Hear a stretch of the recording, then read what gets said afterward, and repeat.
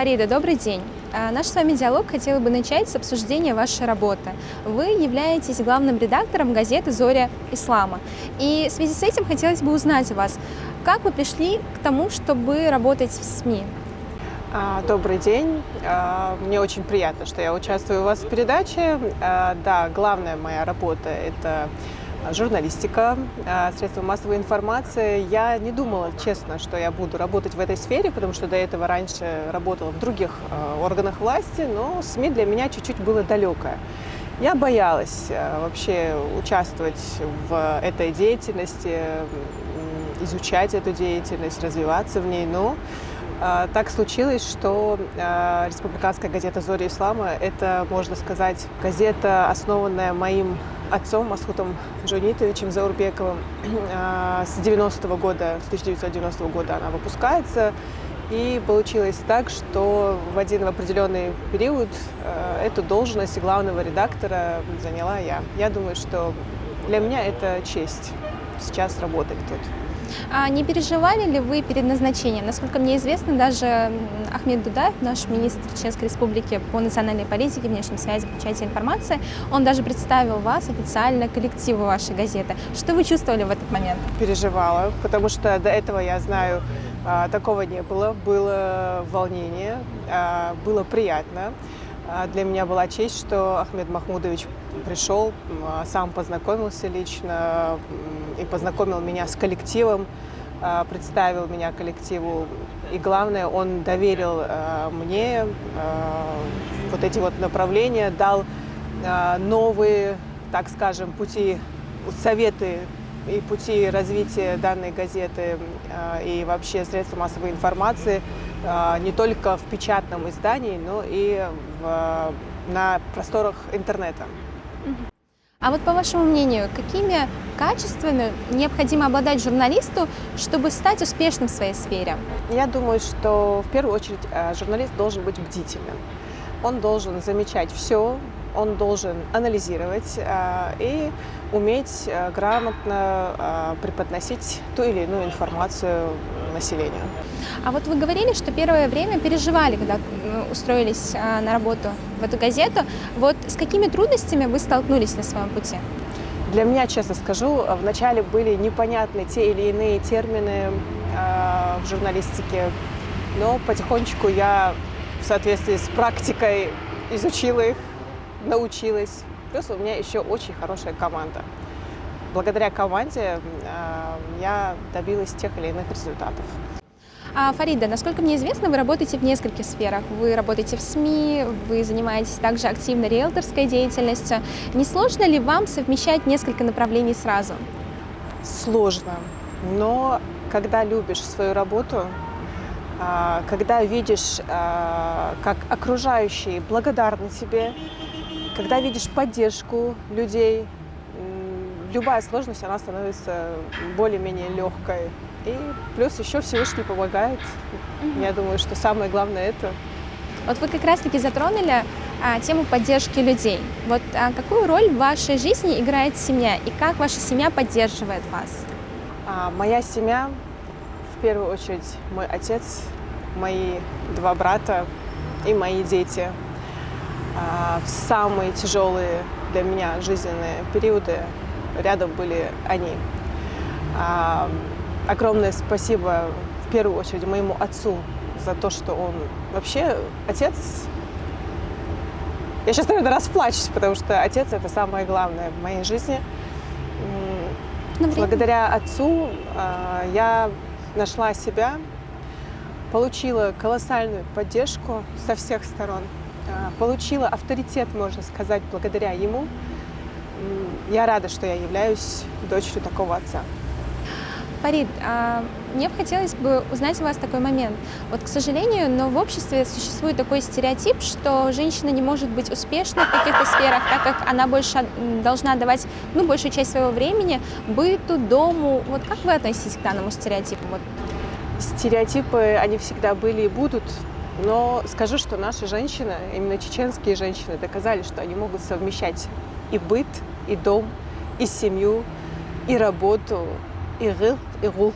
и все вместе. Поэтому я думаю, что нынешнее время показывает с новыми тенденциями, с новыми правилами жизни, показывает совсем другое, и уже люди начинают понимать, что женщины могут все. Следующей темой, которую я бы хотела с вами обсудить, является религия.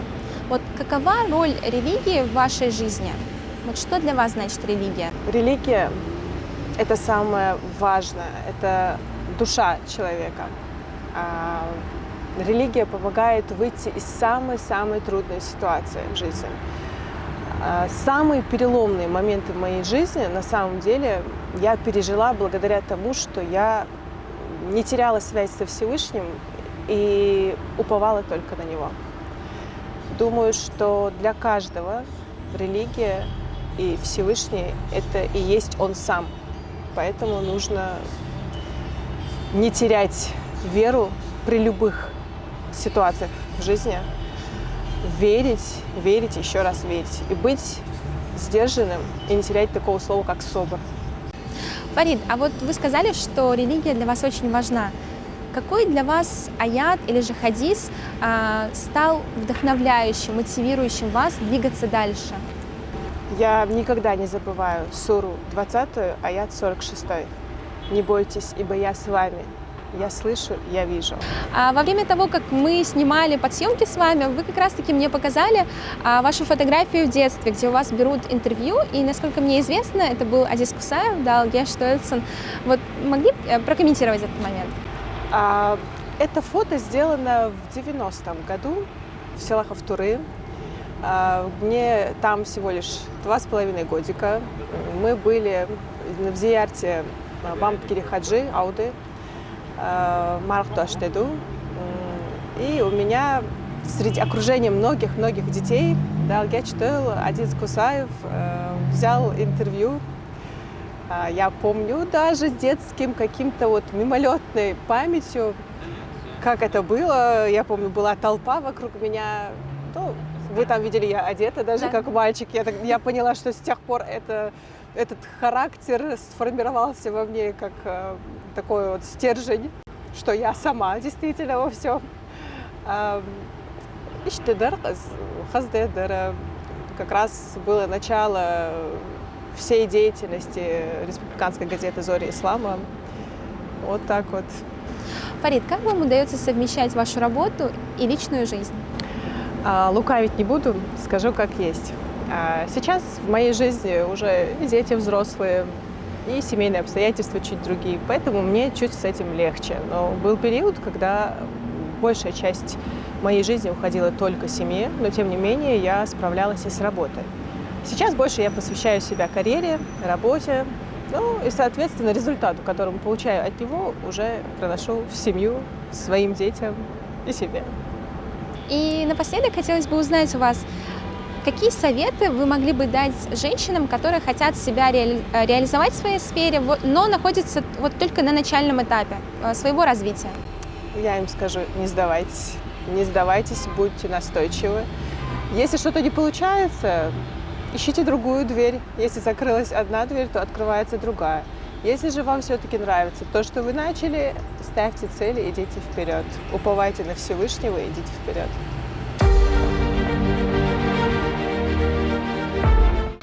Фарида, помимо работы в СМИ, вы также являетесь агентом по недвижимости. Что вдохновило вас стать риэлтором? На самом деле вдохновления, так скажем, не было. Была необходимость, в первую очередь финансовая необходимость. Но начала я не как риэлтор, да, не как агент по недвижимости, а просто начала продавать земельные участки в ходе своих других работ, которые мне были предоставлены собственниками. И уже как-то набрав определенную клиентуру по продажам земельных участков, я поняла, почему бы не заняться и уже готовым жильем, квартирами, а также новостройками. Вот так вот я и пришла к этому. Фарида, мы сейчас находимся на одном из крупнейших строительных объектов нашей республики. Вот как бы вы могли прокомментировать данный проект и почему стоит приобрести жилье именно на этом проспекте? Я скажу так, это не просто крупнейший проект, это проект века. Это проект, который действительно войдет в историю И купить недвижимость сейчас на ранней стадии застройки — это очень выгодно, потому что здесь есть условия исламской рассрочки. Ну, потому что исламская рассрочка, она в основном распространяется на недвижимость в ходе строительства, до сдачи объекта в эксплуатацию. И многие наши жители, естественно, хотят купить не через банк, не через ипотеку, а именно с условиями исламской рассрочки. Поэтому я думаю, что это уникальный шанс для наших жителей республики. И плюс еще мы уже наблюдаем за ростом цен в этом районе, в первую очередь в этих же самых дубайских домах. Цены значительно выросли. То же самое нас ожидает и по другим локациям в этом районе, также по бульвару Путина, который на второй линии, и, соответственно, в других ЖК. Мгм. А что бы вы могли сказать про дубайские дома? Остались ли там еще квартиры в наличии? Насколько мне известно, большая часть уже распродана. Жилищный комплекс на стадии старта, он обычно привлекает всеобщее внимание, и поэтому самые ликвидные квартиры, лицевые, видовые квартиры, они сразу разбираются. Поэтому я скажу так, что квартиры еще остались, но большая часть уже реализована. К сожалению, но в нашей республике я все чаще слышу о том, что люди не решаются приобрести жилье в ипотеку, потому что боятся нарушить какие-то религиозные установки. И вот хотелось бы узнать у вас, вот в чем заключается смысл исламской рассрочки, и расскажите чуть подробнее про ее условия. Когда спрашивают про исламскую рассрочку и видят, что там тоже есть такие условия, как процент ежегодный, в зависимости от года и по сроку договоренности, наши клиенты и наши жители пугаются этого, сразу думают, что это то же самое, что ипотека. На самом деле нет.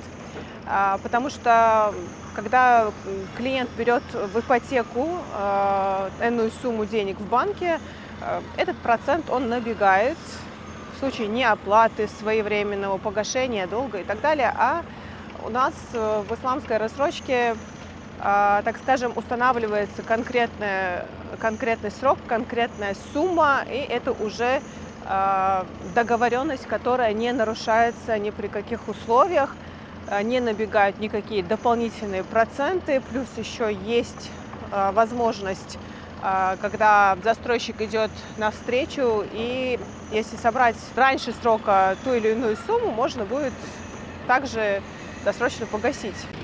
А вот насколько, по вашему мнению, важна репутация для риэлтора? И были ли в вашей практике случаи, когда вы ошиблись или же что-то пошло не по плану?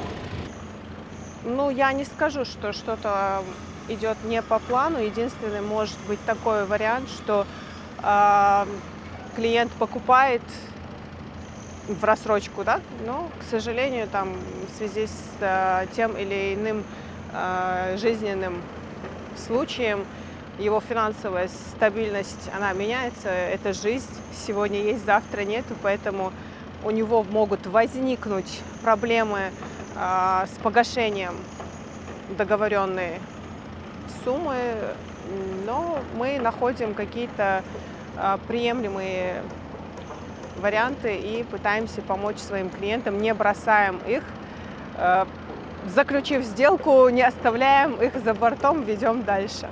А обращаются ли к вам с желанием приобрести жилье чеченцы, которые проживают за границей? Конечно, обращаются, очень много.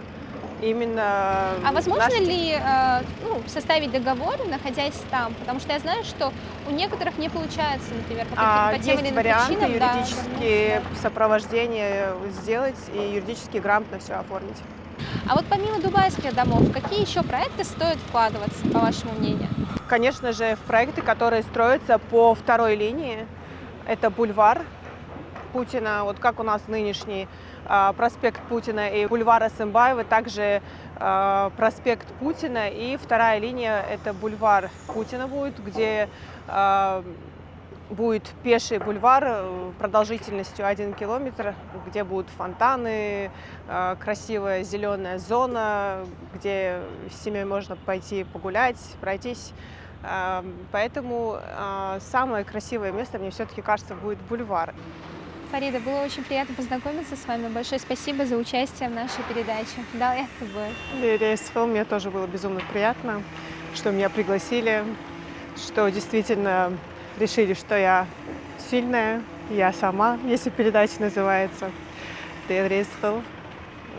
Желаю всем женщинам, которые также сами достичь всех благих дел и целей, которыми они руководствуются и к которым они идут.